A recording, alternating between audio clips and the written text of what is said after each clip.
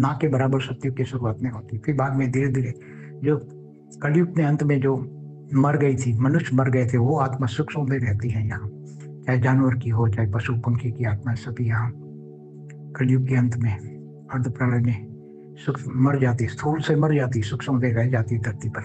और वो फिर धीरे धीरे सतयुग में फिर अंत में शुरू हो जाती है, फिर त्रेता में आती है, द्वापर में आती है, कलयुग में आती है। तो जैसी आत्मा होती है वैसे वो अपना धीरे धीरे अपने कर्म बंधन के कारण धरती पर फिर से मनुष्य रूप में अवतार लेती है।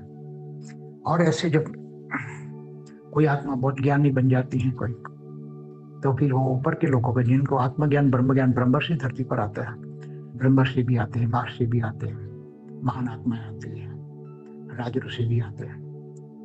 जब राजा ऋषि बनते हैं तो राज ऋषि कहते हैं, राजा जनक को राज ऋषि कहेंगे। विश्वामित्र राज ऋषि थे, फिर बाद में वो ब्रह्मर्षि बने।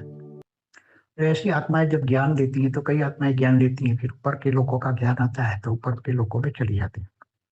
जब पूरा धरती पर प्रलय होता है, 71 बार अर्ध प्रलय, मतलब 71 बार 4 युग घूम जाते हैं, तब धरती पर पूरा प्रलय हो जाता है। तब सभी आत्माएं, चाहे स्थूल वतन की मनुष्य हो, जानवर हो, पशु हो, पक्षी हो, सभी आत्माएं सूक्ष्म में चली जाती है।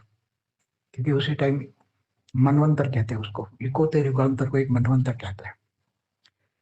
तो मनवंतर मानव मनुष्य सृष्टि का जो है, मनुष्य सृष्टि, जो मनुष्य सृष्टि के माता पिता है मनु और सत्यरूपा, उनका आयुष पूरा होता है, मनवंतर एक आयुष होता है। तब पूरी धरती पर जल प्रलय होता है।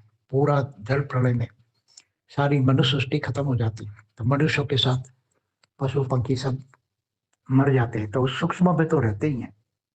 जब दूसरा मनवंतर होता है तो सूक्ष्म में तो रहते ही हैं। जब दूसरा मनवंतर होता है तब दूसरे मनुष्य शत्रुपा आते हैं, तब जो सर्जन करते हैं, तो वही आत्माएं जो होती है वो मृत्यु लोक में फिर वही फंसी पड़ी है, सूक्ष्म में होती है, वही स्थूल रूप में मनुष्य बन के आती है।